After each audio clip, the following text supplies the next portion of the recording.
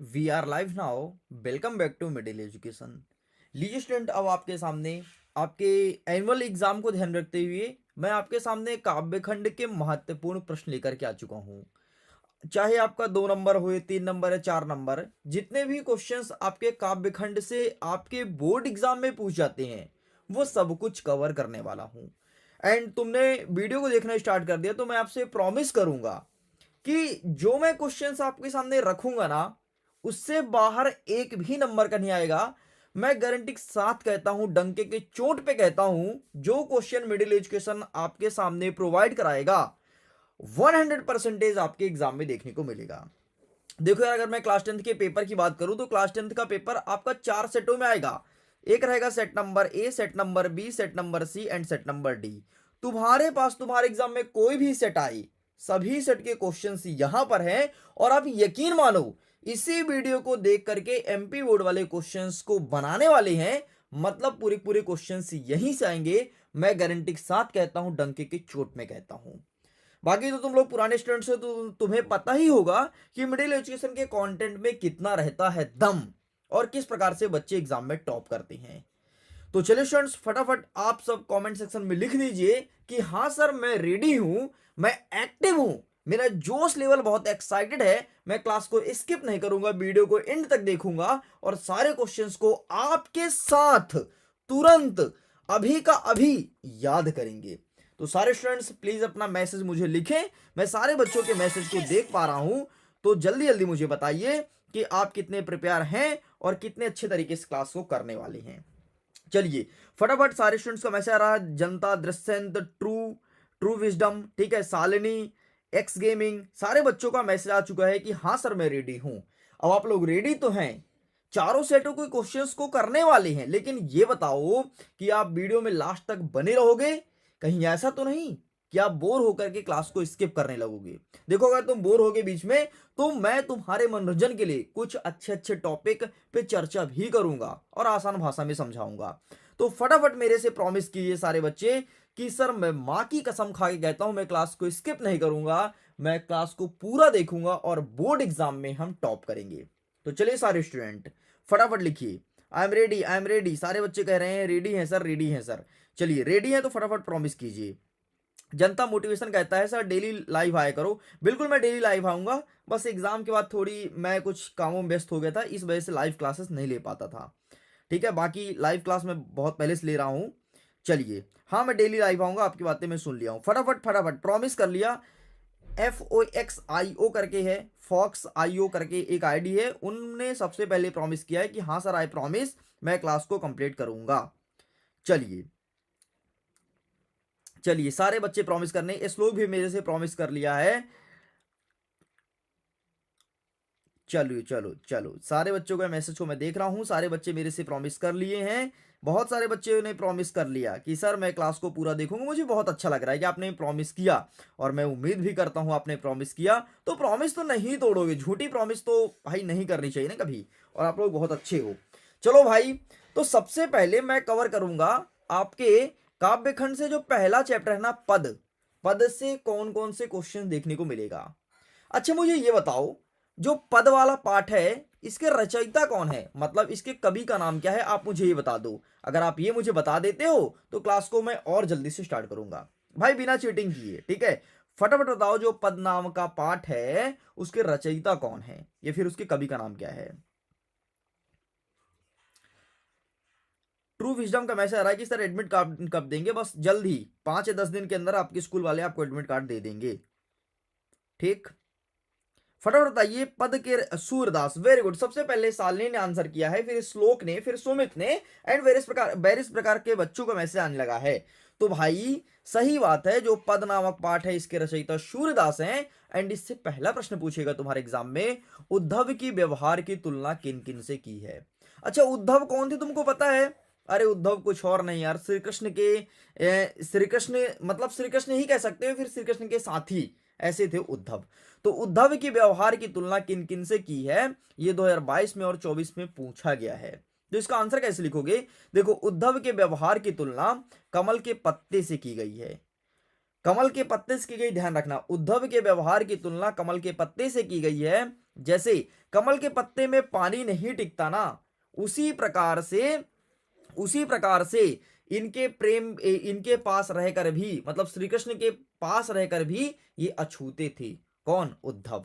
तो उद्धव की तुलना कमल के पत्ते से की गई है। अब इसे जरा समझना। इसका आंसर कैसे लिखोगे? देखो, बोर्ड एग्जाम में लिखने के लिए सफिशिएंट आंसर है तुम्हारे पास।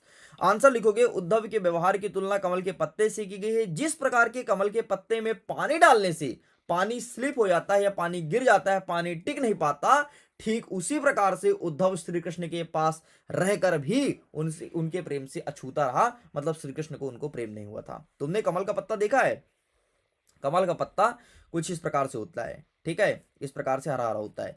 और कमल के पत्ते में अगर तुम पानी डालोगे ना तो पानी कभी टिकेगा नहीं, तुरंत पानी स्लिप होकर गिर जाएगा। अगर तुमने प्रयोग नहीं किया तो कभी जाना तालाब किनारे, कमल के पत्ते में पानी डाल के कर लेना। तो ठीक है, ऐसे ही उद्धव की तुलना कमल के पत्ते से की गई है। समझ गए? चलो, ब्लूप्रिंट की बात कर रहे हैं कुछ बच्चे कि सर मुझे ब्लूप्रिंट प्रोवाइड करा दीजिए। ठीक है, मैं जल्द ही ब्लूप्रिंट जो मैं हैक्ड किया हूं वो ब्लूप्रिंट आपके सामने प्रेजेंट करूंगा। आगे दूसरा प्रश्न आपके एग्जाम में आएगा इस बार, मर्यादा ना लही के माध्यम से कौन सी मर्यादा ना रहने की बात की जा रही है? तो सिंपल सर इसका आंसर लिखोगे, प्रेम की मर्यादा की, प्रेम के बदले प्रेम किया जाना चाहिए, किंतु श्री कृष्ण गोपियों में प्रेम भाव जगा करके स्वयं मथुरा चले गए। तो देखो, मर्यादा ना लही, तो मर्यादा ना लही के माध्यम से किस मर्यादा पे ना रहने की बात करते हैं? तो गोपियां कह रही हैं कि देखो यार, हम तो श्री कृष्ण से बहुत प्रेम करते हैं ना, लेकिन श्री कृष्ण हमसे प्रेम क्यों नहीं करते हैं? श्री कृष्ण हमको प्रेम के जाल में फंसा करके मथुरा चले गए। बस यही तो कह रही हैं। आगे लिखेंगे, वहां से जिन उद्धव को भेजा, उन्होंने योग का संदेश दिया था। ध्यान रखना, एक नंबर का प्रश्न पूछता है कि उद्धव ने किसका संदेश दिया? तो योग का संदेश दिया है। कृष्ण के लौटने या उन्हें याद करने की बात ही नहीं की। वो उद्धव आए, श्री कृष्ण उनको भेजे, जाओ यार तुम वहां मथुरा चले जाओ, तो वहां गोपियों को उन्होंने योग का संदेश दिया कि यार योग योग किया करो। और श्री कृष्ण ने ये नहीं बोला कि हमें गोपियों की याद आ रही है, ना लौटने, कभी उन्होंने डिस्कस नहीं किया। और इसीलिए कहा जाता है कि श्री कृष्ण ने प्रेम की मर्यादा का पालन नहीं किया, उसी को मर्यादा ना लही की बात कही गई है। समझ गए? इस प्रकार से प्रेम के जाल में फंसा करके भागा मत करो यार। श्री कृष्ण ने भागे थे, और भागने के बाद क्या हुआ? मर्यादा ना लही जैसे प्रश्न आपके एग्जाम में देखने को मिला। तो समझ गए इस प्रश्न का आंसर? समझ आया नहीं आया? लवकुश सिंह लोधी कह रहा है सर पक्का ये आएगा। लवकुश, मैं गारंटी के साथ कहता हूं एमपी बोर्ड इसी वीडियो को देख करके पेपर बनाएगा, तुम देख लेना। तुम 27 तारीख को अपना पेपर उठा लेना, और यहां पर मैं जितने क्वेश्चंस करा रहा हूं सारे क्वेश्चंस अलग अलग सेटों में देखने को मिलेगा। एमपी बोर्ड इसी को उठा करके क्वेश्चंस बनाने वाले हैं, गारंटी देता हूं। तुम देख लेना, तुम स्वयं देख लेना। चलो, इतना समझ आया ना? All doubt clear? कहीं पर कोई डाउट तो नहीं? दो क्वेश्चन हमने कर लिया। हमारा तीसरा प्रश्न कह रहा है, उसके पहले अगर आप मेरे से different type of social media जुड़ना चाहते हो, चाहे फेसबुक हो, चाहे इंस्टाग्राम, चाहे यूट्यूब, टेलीग्राम या फिर ट्विटर हैंडल, सब जगह आप सर्च कीजिए मिडिल एजुकेशन, जुड़ सकते हैं। सब जगह अलग अलग कंटेंट मिलता है। एंड यहाँ पर एक नंबर दिया गया है 7470705703। इस नंबर पर आप मुझे व्हाट्सअप कर सकते हो, कोई डाउट हो या फिर किसी चीज़ का पीडीएफ चाहिए, कुछ कंटेंट चाहिए, तो यहाँ पर आप मुझे मैसेज कर सकते हो। एंड हिंदी के एग्जाम के लिए 100% वायरल क्वेश्चन है। एमपी बोर्ड इसी वीडियोस को देख करके आपका पेपर बनाने वाला है। 27 तारीख को आप सब देख लीजिएगा। हमारा तीसरा प्रश्न कहता है, गोपियों के अनुसार राजा का धर्म क्या होना चाहिए? चलो, बहुत अच्छा प्रश्न पूछा गया है। तो देखो यार, गोपियां कहती हैं कि राजा को ना प्रजा का ध्यान रखना चाहिए, प्रजा को कभी सताना नहीं चाहिए, और राजा का मुख्य दायित्व यही होता है कि प्रजा की ध्यान रखें। तो गोपियों ने ऐसा क्यों कहा तुमको पता है? गोपियों ने ऐसा श्री कृष्ण के लिए कहा है कि अरे यार श्री कृष्ण, तुम यहाँ के राजा हो, हम सब तुमसे प्रेम करते हैं, लेकिन तुम हो कि हमसे प्रेम करते ही नहीं। तो बस यही कह रही गोपी कि तुम राजा गलत बने हो यार। तुम्हारा धर्म होना चाहिए कि प्रजा की रक्षा करे, और प्रजा तो चाहती है कि तुम प्रजा से प्रेम करो, और तुम नहीं कर रहे हो। तो बस भाई, यही तुमको लिखना था, बस इतना ही तो लिखना था। समझ आया? समझ आया नहीं आया? जनता मोटिवेशन कह रहा है मैथ्स का लाओ, मैथ्स भी आएगा प्लीज। अभी आप हिंदी पर फोकस कर लो बेटा, नहीं तो पता चले कि आपका पहला पेपर ही बिगड़ गया। हिंदी में तुम्हारा बंटाधार हो गया, मैथ्स क्या ही कर लोगे, है ना? मैथ्स आएगा, टेंशन मत लो। इंग्लिश का प्लीज, पीयूष कह रहा है बिल्कुल इंग्लिश भी आएगा पीयूष, जस्ट वेट। ठीक है, इतना समझ आया? इतना समझ आया ना आप लोग को? सर मेरी बात सुन लो, बोलो। चलो इतना समझ आया ना। चलिए चलिए तो फिर आगे बढ़ें। आगे बढ़ते हैं नेक्स्ट क्वेश्चन की तरफ। इस चैप्टर से बस इतने क्वेश्चन आने थे भाई। इस चैप्टर के 3 प्रश्न थे, मैंने तीनों को कवर कर दिया। बस इस चैप्टर के तीनों क्वेश्चन खत्म। इन्हीं 3 प्रश्न को अच्छे से प्रिपेयर कर लेना, एमपी बोर्ड के एग्जाम में रखा मिलेगा। आगे बढ़ते हैं। नेक्स्ट कह रहा है हमारा काव्य खंड के अगेन महत्वपूर्ण प्रश्न देखेंगे। अब हम देखेंगे राम लक्ष्मण परशुराम संवाद वाले पार्ट से कौन कौन से क्वेश्चन हमारे एग्जाम में आ रहा है। ठीक है, तो इसके लिए आप रेडी हो जाइए फटाफट। एक चैप्टर हमने तोड़ दिया, मरोड़ दिया। एक चैप्टर खत्म भाई, 10 मिनट में एक पार्ट हमने पूरा पढ़ लिया। इसके बाहर से नहीं आएगा प्रश्न, गारंटी के साथ कहता हूं। एमपी बोर्ड वाले इसी वीडियो को देख करके पेपर बनाने वाले हैं। चलो, राम लक्ष्मण परशुराम संवाद वाले पार्ट से पहला प्रश्न कह रहा है कि परशुराम के क्रोध करने पर लक्ष्मण ने धनुष टूट जाने पर कौन कौन से तर्क दिए थे। 2023 के बोर्ड एग्जाम में पूछा गया था, और बस इसके आगे तुमको लिखना है 2025 के बोर्ड एग्जाम में क्वेश्चन आ रहा है। प्रश्न ये कह रहा है, प्रश्न को ध्यान समझ लो। जब तुम प्रश्न समझ लोगे उत्तर तुम स्वयं बताओगे। प्रश्न ये कह रहा है कि जब श्री रामचंद्र ने धनुष को तोड़ा था, तो तुमको याद है ना, परशुराम पर्वत के ऊपर बैठे थे, दौड़ते हुए आए कि किस माई का लाल ने धनुष को तोड़ दिया, किसकी इतनी औकात है कि शिव धनुष को तोड़ दिया। तो फिर बहुत क्रोधित होकर के आए और बहुत एकदम बहुत जोर जोर से बोलने लगे सभा में आकर के, कौन माई का लाल तोड़ा है, किसकी इतनी औकात है जो शिव धनुष को तोड़ दिया, ऐसा एक हिंदुस्तान में कभी कोई पैदा नहीं लिया, किसने तोड़ा। तो लक्ष्मण बोले कि देख यार परशुराम, तू शांत रहना भाई। तो जिस धनुष की बात कर रहा है, इस धनुष को हमारे भैया ने उठाते ही तोड़ डाला, मतलब उठाए टूट गया। तू इसे बहुत अद्भुत धनुष बता रहा है। ऐसे धनुष तो ना जाने कितने तोड़े हैं, हिसाब में रहना, नहीं तो पटक के कूट देंगे परशुराम, कुछ ना कर पाओगे, है ना। मतलब मारने पटक के कूटने के लिए नहीं बोले थे, लेकिन समझो वो कह रहे हैं कि तुम मेरे से मत फैल भाई, हिसाब से रह ले वरना मैं कूट दूंगा। तो उन्होंने क्या कहा, अब जरा सुनना। किसने, लक्ष्मण ने क्या कहा। लक्ष्मण कहते हैं राम का धनुष के टूटने का कोई दोष नहीं है, वो छूते ही टूट गया धनुष, मतलब धनुष में दोष है। समझ रहे हो लक्ष्मण कैसे बोल रहे हैं। दूसरा बात सुनना, राम ने इस धनुष को नया समझा था, किंतु यह तो पुराना था, जर्जर हो गया, छूते ही टूट गया। क्या गजब बातें कही यार, मतलब देख रहे हो कैसा छाप रहे हैं एकदम परशुराम को। तीसरी बातें सुनना, लक्ष्मण ने कहा बचपन में तो हम ऐसे अनेक धनुष तोड़े हैं भाई, आप इस पर नाराज क्यों हो रहे हो। या ऐसे धनुष हमने बहुत सारे तोड़े हैं। और सुनना, एक बात और कही, उन्होंने कहा इस धनुष को इस धनुष के टूटने से कोई लाभ या हानि नहीं है, इस पर नाराज होने की कोई आवश्यकता नहीं है, क्योंकि धनुष तो बहुत पुराना था। बस इस प्रकार से उन्होंने तर्क दिया, और लक्ष्मण बहुत गुस्से में थे। लक्ष्मण बोले देख यार परशुराम, हिसाब से रह ले, जिस धनुष के तू ज्यादा बात कर रहा है ना, ऐसे धनुष हमने बचपन में बहुत तोड़े हैं, खेलते खेलते टूटते भाई, छूते ही टूट गया, मैं क्या करूं, मेरी क्या गलती है ना। तो भाई भगवान थे यार, टूट गया टूट गया। चलो चलो बहुत अच्छे बच्चे ने कुछ कमेंट कर रहे हैं अपने आंसर को। जनता कमेंट कर रहा है कि राम का धनुष तोड़ने का कोई दोष नहीं, इस धनुष में कोई लाभ हानि नहीं है। Very very good very good. चलो हाँ, इसकी पीडीएफ मिल सकती है, बच्चे पीडीएफ मांग रहे हैं, डेफिनेटली आपको क्लास ओवर होने के बाद पीडीएफ मिल जाएगा। पूजा कह रही है सर हमारी हिंदी में अच्छी से तैयारी है। वेरी गुड पूजा, तो फिर आओ, चलो यहाँ पर टेस्ट दो, सारे क्वेश्चंस को बताओ तुमसे कितना आ रहा है, फटाफट आंसर कर दो। जैसे मैं प्रश्न दिखाता हूं आप उसका आंसर कह दीजिए। चलो आगे बढ़ते हैं। एक बच्चा कह रहा है सर ये प्रश्न प्री बोर्ड में आया था, बोर्ड एग्जाम में नहीं आएगा। अरे पगलेट, तेरे को कैसे समझाऊं रे, जो प्री बोर्ड में आया है उसके बहुत सारे क्वेश्चंस बोर्ड एग्जाम में रिपीट होते हैं, तभी जाकर के गधे से गधे बच्चे पास होते हैं। समझ गए भाई, मुझे तो पिछले 4 साल से पढ़ाने का एक्सपीरियंस है। मैंने ऐसे ऐसे क्वेश्चंस को एग्जाम में फंसाते देखा है, इवन फंसाया भी है, तभी जाकर के एमपी बोर्ड के बच्चे, मिडिल एजुकेशन के बच्चे टॉप करते हैं भाई। पिछले साल का रिकॉर्ड 94% डिस्ट्रिक्ट टॉपर, कहीं और से नहीं, मिडिल एजुकेशन से था।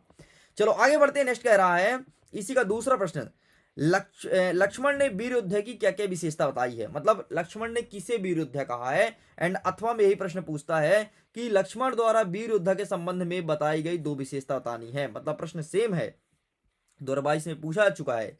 तो सिंपल सा प्रश्न कहता है कि वीर योद्धा की क्या क्या विशेषता है। तो सबसे पहले ध्यान सुन लो, जो वीर योद्धा होता है ना, वो अपने वीरता का वर्णन कभी नहीं करता। मतलब ये नहीं बताएगा कि अरे यार हमारी इतनी ताकत है, हम ये कर देंगे वो कर देंगे। ये वीर योद्धा कभी नहीं करता। और जो इतने बातें करता है ना, वो कभी कुछ कर नहीं पाता। इस चीज को ध्यान रखना। ठीक है, नेक्स्ट कहता है कि वीर योद्धा युद्ध स्थल में अपनी वीरता का प्रमाण देता है। मतलब वो युद्ध स्थल में ही अपनी ताकत दिखाएगा। ये नहीं कि गली के चौराहे में खड़े होकर के अपना बॉडी दिखा रहा है। वो कुछ आजकल देखते हैं ना, रील्स बनाते हैं लोग बाग। कुछ लड़के दो चार दिन जिम कर लेते हैं। जिम करने के बाद उनकी थोड़ी बॉडी सॉडी निकल जाती है, मतलब फूल जाती है वो पाउडर खा खा के। तो देखते वीडियो बनाते हैं, आएंगे सामने लड़कियां रहेंगी, उसके सामने अपना ऊपर का शर्ट उतारेंगे और अपनी बॉडी दिखाएंगे। भाई वीर योद्धा ये सब नहीं करते हैं, वो दबा के रखते हैं। लेकिन जहां आवश्यकता पड़ती है वहां दिखाते हैं कि मैं कौन हूं। तो बाकी दिखावे की दुनिया है। नेक्स्ट कहता है जो वीर योद्धा होते हैं वो विनम्र होते हैं। मतलब हमेशा तुमसे झुकना सीखेंगे। ये नहीं कि अपना सीना चौड़ा करके और अपना गुंडा ही बताएं, अरे बाप रे तू क्या कर लेगा मेरे से। ये सब वीर योद्धा नहीं करते। विनम्र होते हैं, धैर्यवान होते हैं और गंभीर होते हैं। मतलब शांत होते हैं, शांत बैठे रहते हैं। जन को जब उनकी जरूरत पड़ती है तभी जाकर के वो अपने ताकत का बखान करते हैं। समझ गए। एंड नेक्स्ट कहता है कि वीर योद्धा अपने ऊपर कभी अभिमान नहीं करते। अभिमान मतलब होता है घमंड। वो कभी घमंड नहीं करते हैं कि अरे यार हमारी इतना ताकत है, हम ये कर देंगे वो कर देंगे, कभी नहीं बोलते। और आपको पता है ये हमेशा बड़ों का आदर व सम्मान भाव रखते हैं। तो ये था वीर योद्धा की विशेषताएं। समझ गए। चलो भाई, मैं अब एक प्रश्न देता हूं, ठीक है। फटाफट प्रश्न का उत्तर दीजिएगा। वीर योद्धा अपनी वीरता का प्रमाण कभी नहीं देते। Very good. यहां पर बहुत सारे बच्चे अपना आंसर लिखे भी, जो मैं पढ़ाते आ रहा हूं ना, जो आप लोग रिपीट करते हो, ये लिखते भी जाओ। आएगा आएगा। ड्रीम गर्ल एफएफ कह रही हैं आएगा कि नहीं आएगा। 100% आएगा। एमपी बोर्ड इसी वीडियो को देख करके पेपर बनाएगा, इस चीज को ध्यान रखना। चलो अब मैं तुम्हारे सामने कुछ प्रश्न देता हूं, इसका आंसर कीजिए। तो अब हम कवर करेंगे नेक्स्ट आपके चैप्टर, जिसका नाम है आत्मकथ्य। यहां से देखने वाले हैं प्रश्न को। हमारा पहला प्रश्न कहता है कि कवि आत्मकथ्य लिखने से क्यों बचना चाहते हैं। ये प्रश्न 2023 में पूछा गया है। तो चलिए फटाफट, आप कितना जानते हैं, किसकी कितनी तैयारी है। बहुत सारे बच्चे अपने हाथ को शांत करके बैठे हैं कि सर ठंडी लग रही है, हम आपके वीडियो को बस देख रहे हैं, कमेंट नहीं कर रहे हैं। तो चलिए अब आंसर कीजिए कि कवि आत्मकथ्य लिखने से क्यों बचना चाहते हैं। इसका आंसर जल्दी से कीजिए। चलो मैं देखता हूं कौन बच्चा सबसे पहले इसका आंसर देता है। चलो भाई अब हाथ निकालो। बहुत हाथ तुम जैकेट में डाल लिए, ठीक है। जिसका डेटा खत्म हो जाता है, डेटा बचा के रखे रखा करो, मेरी क्लासेस होती है यार, है ना। चलो फटाफट इसका आंसर कीजिए। फटाफट इसका आंसर कीजिए, जल्दी से आंसर कीजिए। मैं देखना चाहता हूं कौन बच्चा सबसे तगड़ा आंसर देता है और सबसे पहले आंसर देता है। चलो, कवि आत्मकथ्य लिखने से क्यों बचना चाहते हैं, क्या रीजन है। जनता का आंसर आ गया क्योंकि उनका जीवन मई बहुत दुख दर्द से गुजरा था। ठीक है। हाँ, अनुज का आंसर आ गया। अनुज कह रहे हैं कवि आत्मकथा लगने से इसलिए लिखने से इसलिए बचना चाहते थे क्योंकि अपनी जीवन में कोई महान काम नहीं किया जिसका वर्णन आत्मकथा में किया जाए। वाह यार, वेरी गुड यार अनुज, क्या आंसर लिखा है यार तू। एमजी का आंसर आ गया, एमजी शिवम का। ये लिखते हैं कवि आत्मकथा लिखने से इसलिए बचना चाहते थे क्योंकि उन्हें लगता था कि वह कथा लिखेंगे तो उनका मजाक बनाया जाएगा, जो लोग उन पर हंसेंगे, और आत्मकथा स्वयं नहीं लिखना चाहते थे। वेरी गुड, इनका भी सही आंसर है। लेकिन यार इसमें बहुत सारे बच्चों का आंसर आ गया। नेक्स्ट नेक्स्ट सालनी का आंसर आ गया कि जयशंकर प्रसाद का कोई यादगार पल नहीं थी जो उनका जीवन दुख से भरा हुआ था। वेरी गुड वेरी गुड, बहुत सारे बच्चे आंसर करने लगे हैं, बहुत सारे बच्चे आंसर कर रहे हैं। सीमा का आंसर आ गया, बता रहा था कि मेरा जीवन सुख भरा है। सुख भरा है, सुख नहीं रे पागल, दुख भरा था। देख यार, बहुत सही बच्चे ने आंसर किया है, लेकिन इसमें से सबसे अच्छा आंसर मुझे किसका लगा, ये तो निकल गया आंसर। आंसर तो निकल गया, लेकिन अभी मैं नेक्स्ट टाइम से बताऊंगा कि मेरा सबसे अच्छा आंसर किसका लगा। देखो, कवि आत्मकथा से क्यों बचना चाहते थे, अब ये रहा अपना आंसर। अब मिला लो तुम जो लिखे हो वो क्या सही है या गलत है। कवि जयशंकर प्रसाद कवि जयशंकर प्रसाद के मित्रों ने उन्हें आत्मकथा लिखने के लिए कहा, परंतु वो राजी नहीं थे, है ना। उनके दोस्त उनको कहते थे कि तुम अपना आत्मकथा लिखो। अच्छा, आत्मकथा का मतलब पता है क्या होता है। फटाफट बताओ कि आत्मकथा का मतलब क्या होता है, फिर आगे मैं बात करता हूं। आत्मकथा का मतलब क्या होता है, इसका आंसर कीजिए, फिर मैं आगे बढ़ता हूं और आगे चीजों को समझाता हूं। ठीक है। विश मास्टर 2468, फटाफट आप बताइए कि आत्मकथा का मतलब क्या होता है।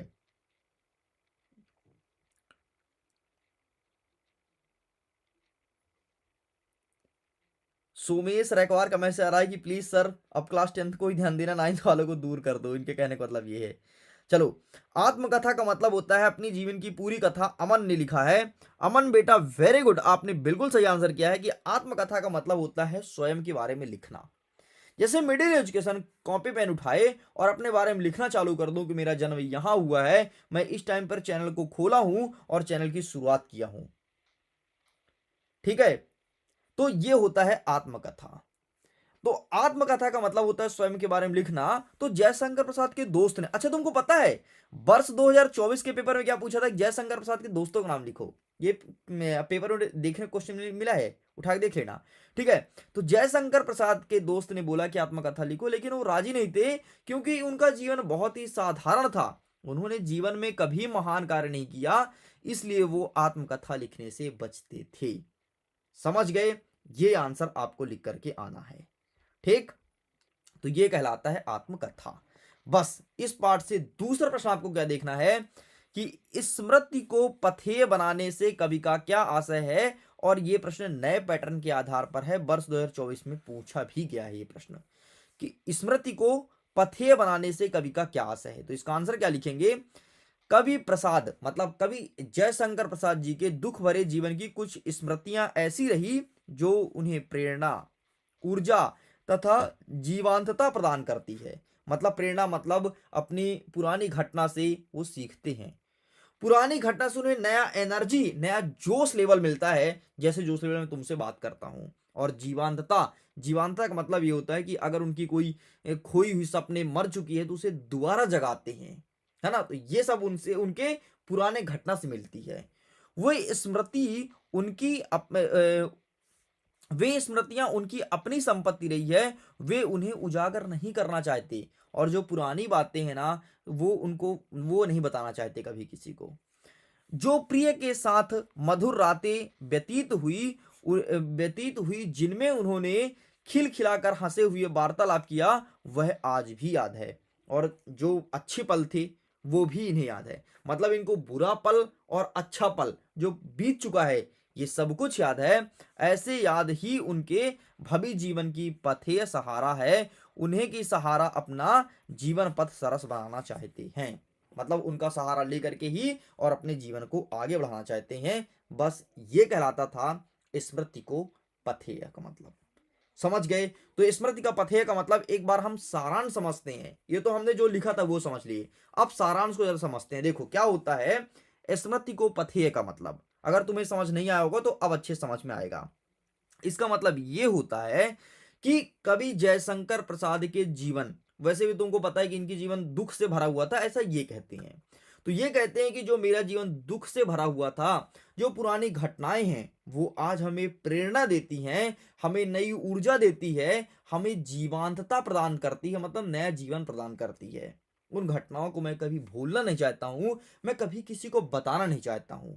इतना ही नहीं, कुछ ऐसी भी घटना है जो मैं अपने प्रिय के साथ, प्रिय मतलब प्रेमिका के साथ जिससे ये प्रेम मोहब्बत करते थे, उनके साथ जो मधुर रातें व्यतीत की है ना, जो उनके साथ रातें बिताई है, उनके साथ जो पल बिताई है, उनके साथ जो खिलखिला करके हंसे हैं, उन्हें वो आज भी याद करते हैं। और उन्हीं पुरानी बातों का सहारा लेकर के अपने जीवन को सरल बनाते हैं, सरस बनाते हैं और उसी मार्ग में चलने का काम करते हैं।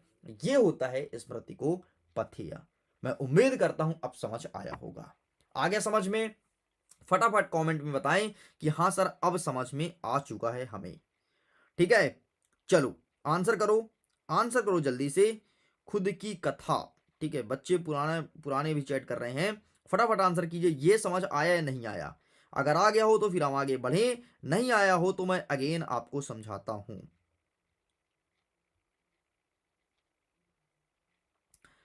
सर एसएसटी में क्वेश्चन बदले क्या लिखा है?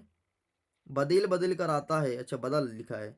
ठीक है, इस पर वीडियो बनाइए। बिल्कुल, मैं एसएसटी का भी क्वेश्चन लेकर के आऊंगा, टेंशन मत लो। अभी हिंदी का शुरू किया हूं तो एक दिन अपन हिंदी पढ़ते हैं, एक दिन कोई और विषय पढ़ेंगे। ठीक है, चलो समझ आ गया ना? बहुत सारे बच्चे मैसेज करें कि हाँ सर मुझे समझ आ गया। अगर कहीं पर आपको डाउट हो तो आप मुझे बता सकते हो। ये नए पैटर्न के आधार पर क्वेश्चन है और 100% ये क्वेश्चन फिर से देखने को मिलेगा। नए पैटर्न वाले क्वेश्चन है। आपको पता है ना कि एमपी बोर्ड इस बार 5 प्रश्न नए पैटर्न के आधार पर देता है, मतलब सीबीएसई के पैटर्न के आधार पर। सीबीएसई, ठीक है, तो सीबीएसई के पैटर्न के आधार पर क्वेश्चन आ रहे हैं, तो हमें नए पैटर्न के क्वेश्चन को भी पढ़ना है। आगे बढ़ते हैं नेक्स्ट चैप्टर। नेक्स्ट हमारा कह रहा है कि उत्साह अट नहीं रही। यहां से देखेंगे कि उत्साह वाले चैप्टर से कौन से क्वेश्चन देखने को मिलेगा हमारे एग्जाम में। तो भाई ये रहा आपके सामने पहला प्रश्न, कविता में बादल किन किन अर्थों की ओर संकेत करता है? चलो इसका आंसर करो फटाफट। 2024 में पूछा गया प्रश्न है, आपको पता है ये प्रश्न 2022 में भी आया है, 2023 में भी आया है कि कविता में बादल किन किन अर्थों की ओर संकेत कर रहा है, मतलब कविता में जो बादल है ना वो क्या कहना चाहता है। चलो इसका आंसर करो। ठीक, विशेष त्रिपाठी कह रहा है सर मैंने क्लास 9th में आपसे पढ़ी थी और मेरे 70% बने हैं। Very good. अब 70 से हमें 80 करना है, इस चीज को ध्यान रखना। चलो जल्दी से बताओ कि कविता में बादल किन किन अर्थों की ओर संकेत कर रहा है। चलो सबसे पहले गंगा का आंसर आ गया। एक सेकंड, गंगा के से पहले पुरुषोत्तम का आंसर आया है, पुरुषोत्तम से पहले आयुष का आंसर आया है। आयुष कह रहा है कि बादल वर्षा करके तप को ताप्ती जैसे चाल करते हैं, बादल जल देते हैं और जल में जल को जीवन मान गया, बादल क्रांति के दूत हैं। भाई तुम्हारा सेंटेंस सही नहीं, बाकी सब अच्छा लिखे हो। हाँ, गंगा क्या कह रही है, बादल एक क्रांति की तरह बदलाव लाने का संकेत देता है। वेरी गुड, और लिखना पड़ेगा बेटा, आंसर तो सही किए हो। अमन क्या कह रहा है कि बादल वर्षा के ताप पर ताप्ती नदी की शीतलता करते हैं, बेचैनी और नाना को शक्ति प्रदान करते हैं, बादल बरसने और किसकी किसकी खेती बढ़ाने का प्रारंभ करती है। वेरी गुड वेरी गुड, अच्छा आंसर कर रहे हो। अब तो बहुत सारे बच्चों का आंसर बहुत तेजी से आ रहा है, मैं पढ़ नहीं पा रहा हूं। बाकी इसका आंसर क्या लिखेंगे, चलिए देख लेते हैं। तो इसका पहला पॉइंट लिखोगे कि बादल वर्षा करके तप से तपती धरती को शीतल करते हैं। मतलब सबसे पहले बादल क्या करते हैं कि जब बारिश होती है और जो धरती हमारी गर्म हो जाती है, तप तप मतलब गर्म हो जाती है, उसको शीतल मतलब ठंडा करते हैं। ये आपका पहला पॉइंट हो गया। दूसरा देखना कि बेचैन तथा अनमने लोगों को शांति प्रदान करते हैं, मतलब जिनके अंदर बहुत ज्यादा बेचैनी होती है ना, उनको शांति मिलता है जब बारिश होती है। तो तुम देखोगे यार आमतौर पर जब तुम्हारे बब्बा वगैरह होते हैं और अगर तुम्हारे यहाँ खेती होती है तो बब्बा बहुत परेशान होते हैं कि अरे यार बारिश नहीं हो रही, बहुत बेचैनी होती है। फिर वो जा करके भगवान के मंदिर में बहुत हवन कीर्तन करेंगे। ठीक, तो ये सब चीजें होती हैं। नेक्स्ट, एक बच्चा कह रहा है कि सर कभी कभी मेरे साथ भी होता है। नेक्स्ट कह रहा है कि बादल बरसने पर किसान अपनी खेती बाड़ी करना प्रारंभ कर देते हैं। और आप देखे होगे अगर तुम गांव से बिलोंग करते हो तो देखते हो कि जैसे ही बारिश होती है तो सारे किसान रेडी हो जाते हैं और लेकर के हल पहुंच जाते हैं अपने खेत में। उस टाइम पर गांव में अगर ट्रैक्टर है ना तो ट्रैक्टर ढूंढे नहीं मिलता कि भाई आजा मेरे खेत को जुताई कर दे, ट्रैक्टर वाले नहीं मिलते। किसान किसान व्यक्ति उस टाइम पे लेबर नहीं ढूंढ पाता क्योंकि सारे किसान खेती में लग जाते हैं, है ना, तो लेबर नहीं मिलते। तो ये सब बातें आपको लिखनी है। इसके अलावा जो बादल बादल जल देते हैं और जल को जीवन माना गया है, मतलब भाई जल ही तो जीवन है। तुमने इस कथन सुना है ना कि जल ही जीवन है, मतलब बादल जल पानी देता है और पानी तो जीवन ही है। अगर पानी नहीं रहेगा तो तुम जीवित नहीं रहोगे। नेक्स्ट आगे लिखना है कि बादल क्रांति के दूत हैं और सामाजिक परिवर्तन के प्रेरक हैं। ये 5 पॉइंटें हैं। अगर यही प्रश्न 2 नंबर में आता है तो आपको लिखनी है 2 पॉइंटें, ध्यान रखना। अगर प्रश्न 3 नंबर में आता है तो आपको लिखना है 3 पॉइंट। 4 नंबर में प्रश्न नहीं आएगा। तो ये रहा आंसर। आपको समझ आया अच्छे से या नहीं आया आप मुझे ये बता दीजिए। ठीक है, चलो फटाफट, चलिए इतना समझ आया ना। फनी वीडियोस कह रहा है सर 9th का डालो। 9th का हिंदी का एक पेपर ऑलरेडी अपलोड कर दिया हूं जो कि एक अभ्यास प्रश्न पत्र है, जाकर के जल्दी से आप देख लीजिए। चलो भाई ये समझ आया, आगे बढ़े। आगे बढ़ते हैं। नेक्स्ट हमारा कह रहा है, अब हम देखेंगे नेक्स्ट चैप्टर से, फसल वाले चैप्टर से प्रश्न को। ठीक है, फसल जिसके कवि कौन है इसका नाम फटाफट बताइए। फसल वाले चैप्टर के कवि का नाम क्या है, जल्दी से आंसर कीजिए। श्लोक झारिया कह रहा है सर रोल नंबर कैसे पता करें, आपके शिक्षक के द्वारा रोल नंबर बताया जाएगा। ठीक है, आयुष कह रहा है कि संदर्भ प्रसंग का ट्रिक बताइए दीजिए। सर बिल्कुल आयुष, संदर्भ प्रसंग का जब मैं वीडियो चलाऊंगा तो उसका ट्रिक भी बताऊंगा, ठीक है, पक्का बताऊंगा, सब कुछ बताऊंगा यार।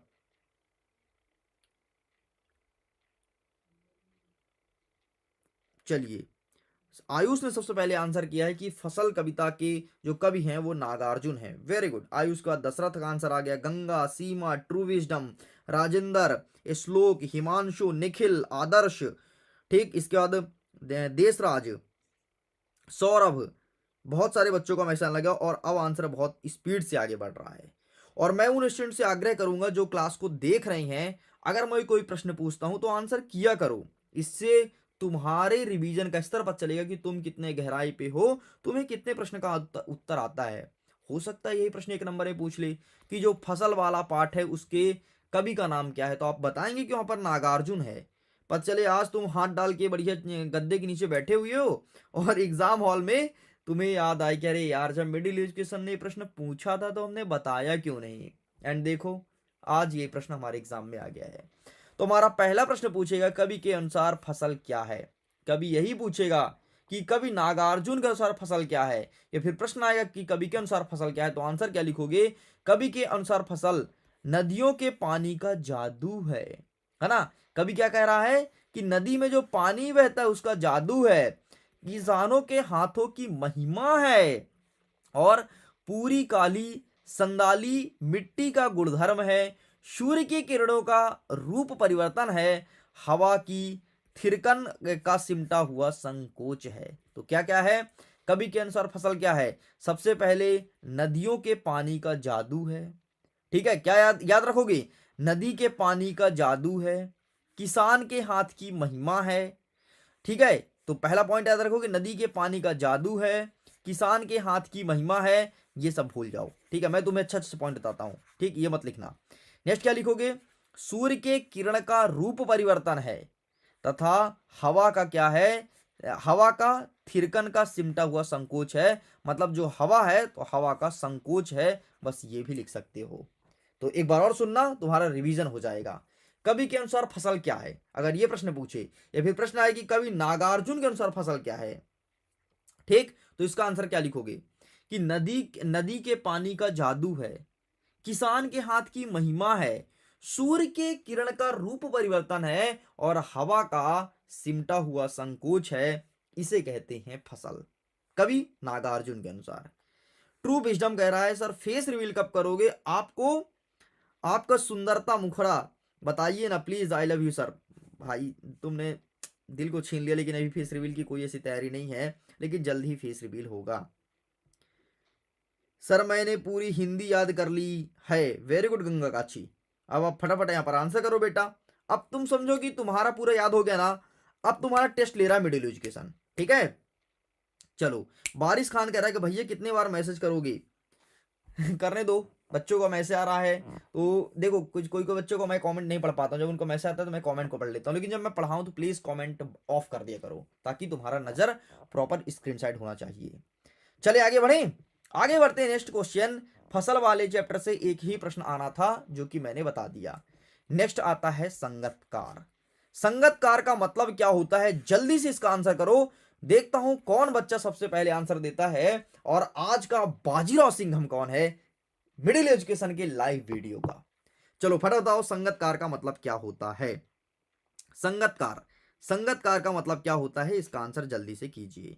मैं सारे बच्चों के मैसेज को देख पा रहा हूं, संगतकार का मतलब जल्दी से बताइए। और मैं आपसे विनम्र आग्रह करूंगा कि अगर अभी तक आपने अपने दोस्तों को इस वीडियो को अपने दोस्तों तक नहीं पहुंचाया है तो पहुंचा दो यार, ताकि तुम्हारा दोस्त भी फायदा उठा सके, ठीक है। पहुंचा दिया करो वीडियो को, दोस्त भी फायदा उठाए, दोस्त भी अच्छे से पढ़ाई करे। चलो भाई जल्दी से बताओ संगतकार का मतलब क्या है। देखता हूं कौन बच्चा सबसे तगड़ा आंसर देता है।